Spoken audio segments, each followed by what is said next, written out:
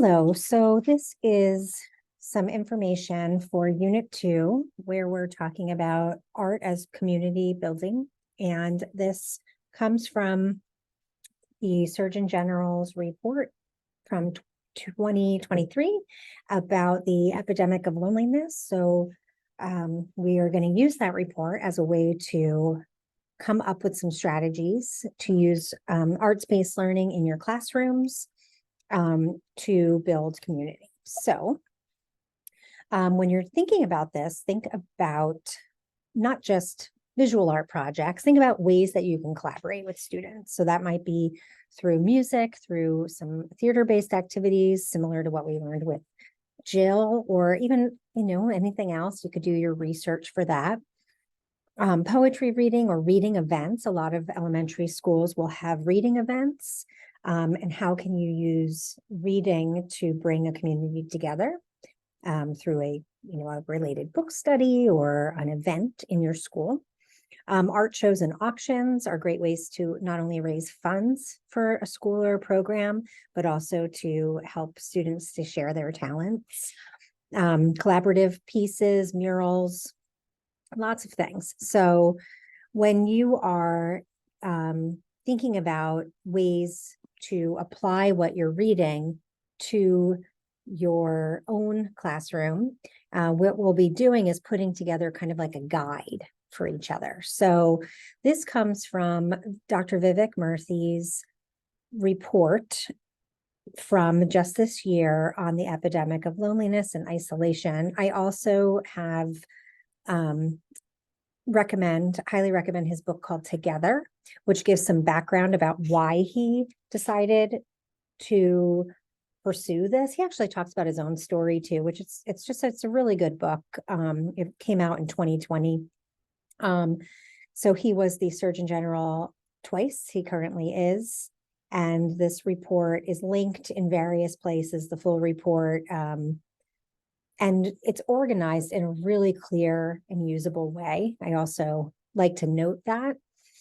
What I did here is I pulled some of the information out of here. You will, as a class, be doing a collaborative reading, and you'll be assigned a group, which is in Canvas, and you'll read your section, you'll annotate it, and then you'll work with a partner or in a group of 3 to come up with some strategies. So some of the pertinent information that I pulled from it were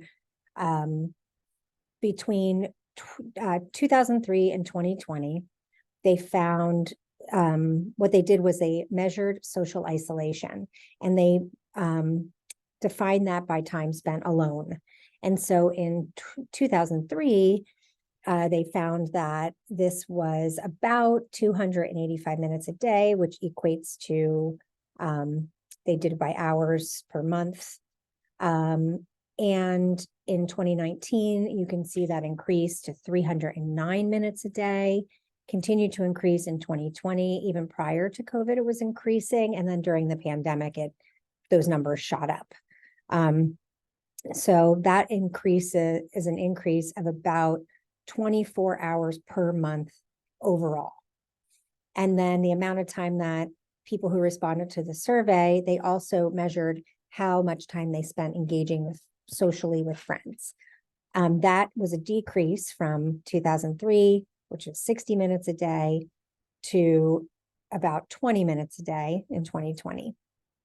So that's a pretty significant decrease, and that represents 20 hours per month. So they also broke this down by age range, and they found that the starkest decline was for young people between 15 and 24, which is surprising when you think about how much time young people do spend with friends.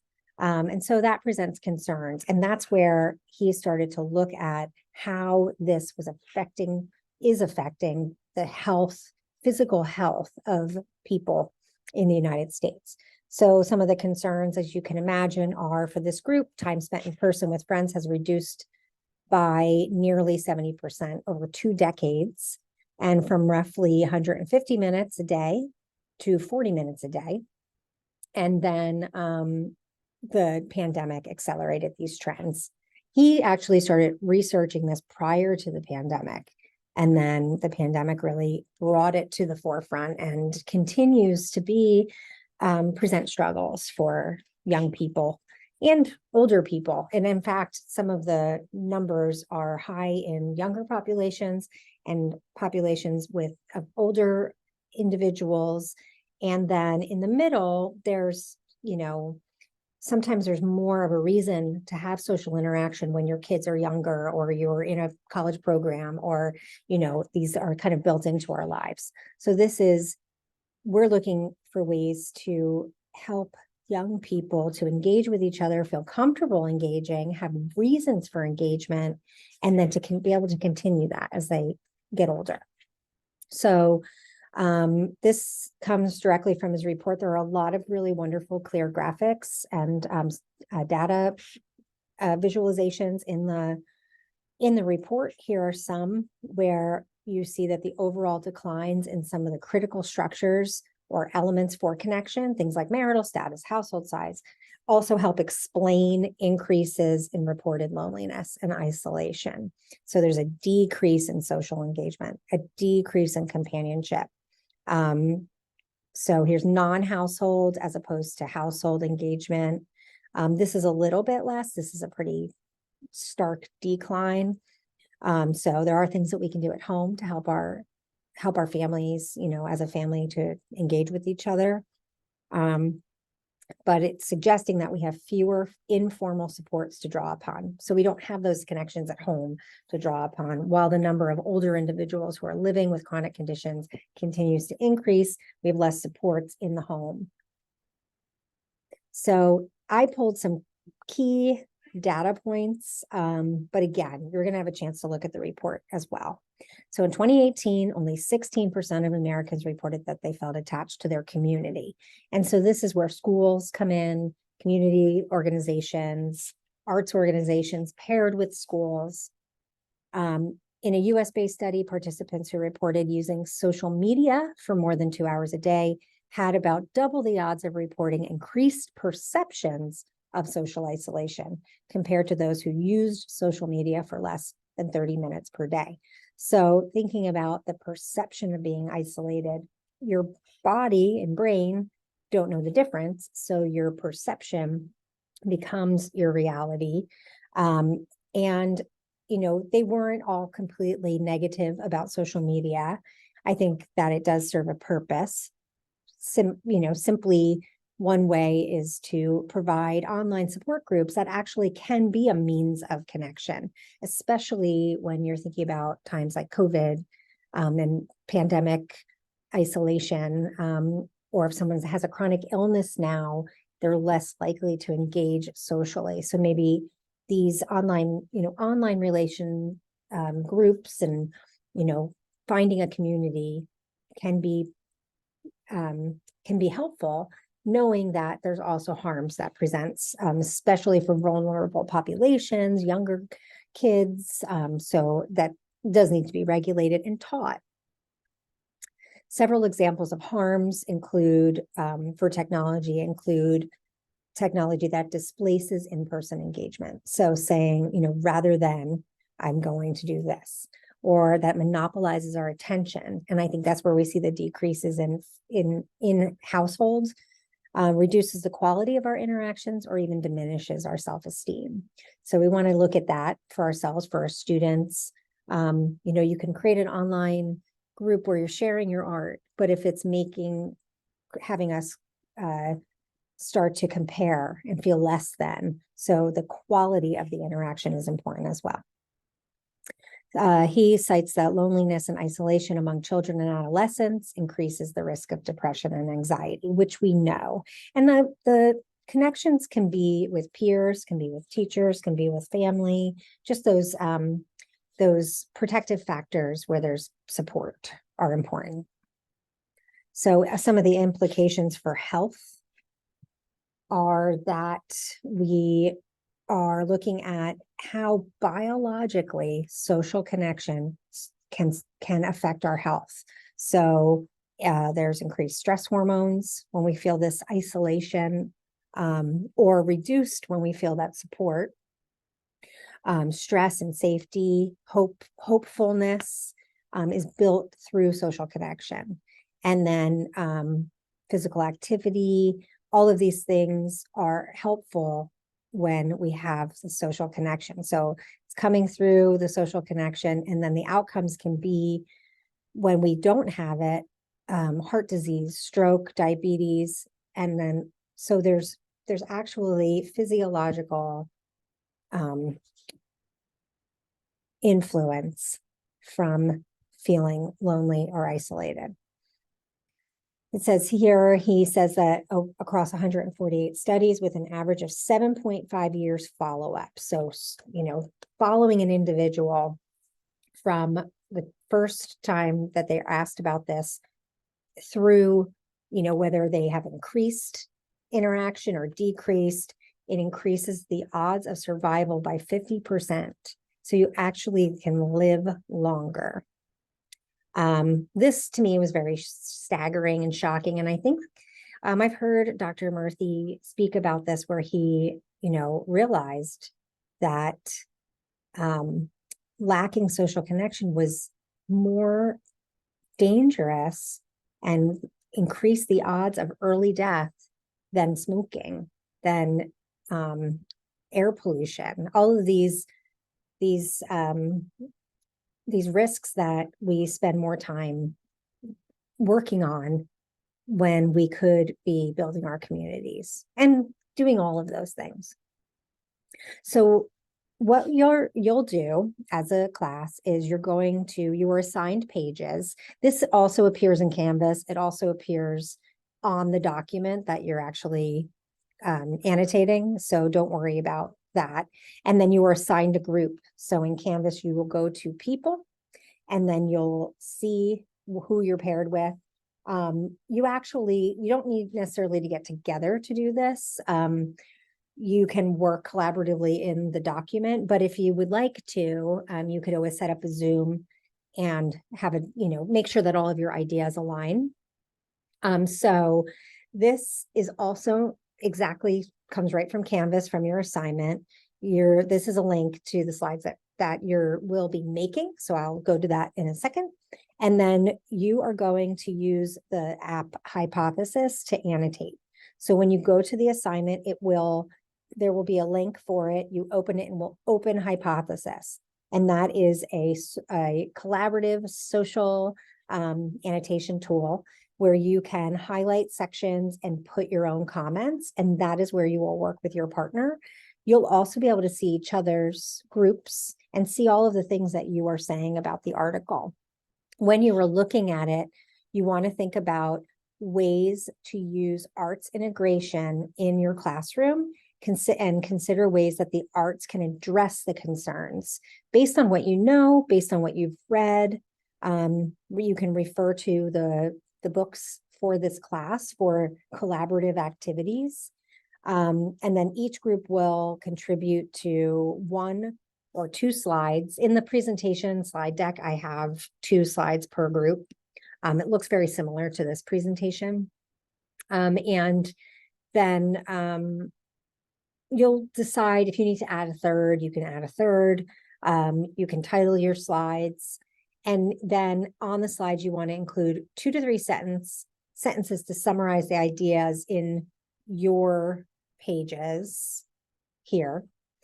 And then you see there's a whole section in the beginning of the introduction and all of that, which you are free to read, and I would like for you to read, but this breaks it down into some critical categories. And then you're also going to provide at least 3 ways the arts can be used directly or indirectly to address the items that you summarized. And then you'll use this information when you do IRW 5. You'll be using some of the information from your classmates' slides. So, and then I have some links here.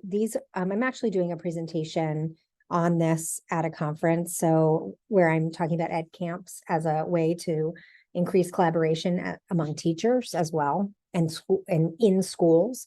So that is here. This takes you to the report, and then this is something that in Dr. Murthy's report, he refers to, which is a guide to building bridges and making meaningful connections between groups. Please feel free to look at that. It's a really great resource. And so then I'm going to switch to this, where you will see that these are the slides where you'll be working.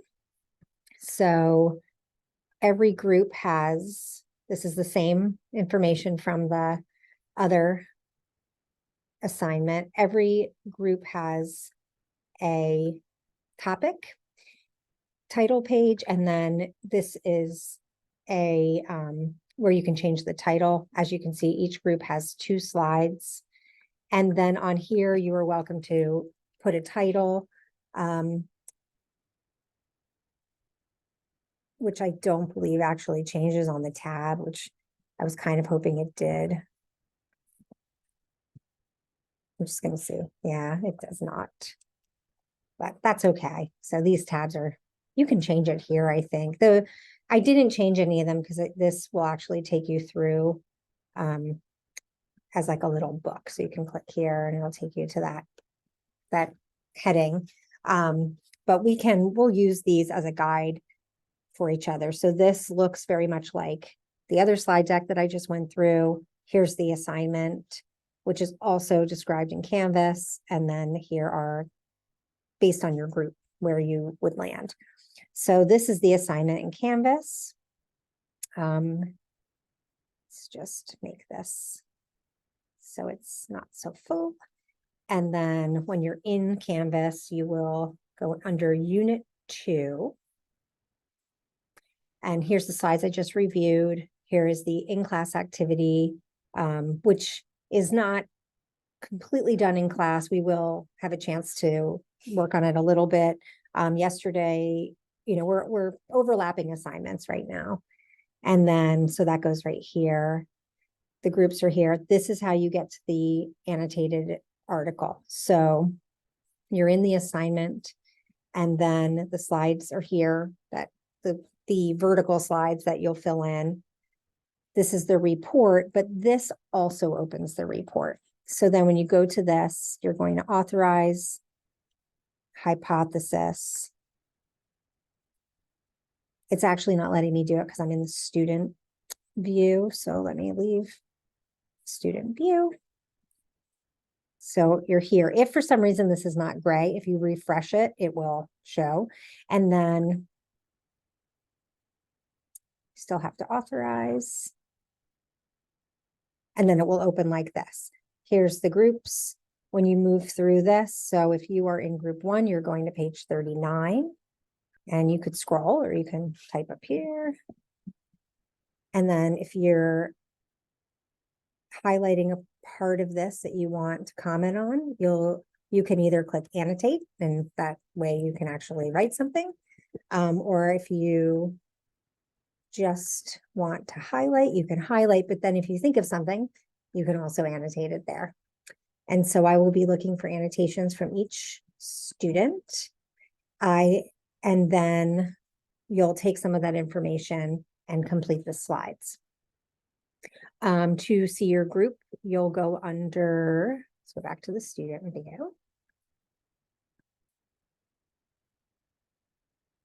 You'll go under people and then groups. And there is another way to get to this, I've been told. It's in groups, but it also, these are the only groups that we have assigned right now. So all the groups are here. When this drops down, you'll see who you were paired with. And then feel free to reach out to everyone in your group. You will see each other's annotations. You will work on the slides together. And then we'll discuss this more when we're in person again. I will see you this week on our trip to Lehigh. And then next Monday, we don't have class because of fall break. And then we will discuss this further once we are in person again. Okay. I hope that you are either feeling better or you're You have a good rest of your week, and I will see you soon.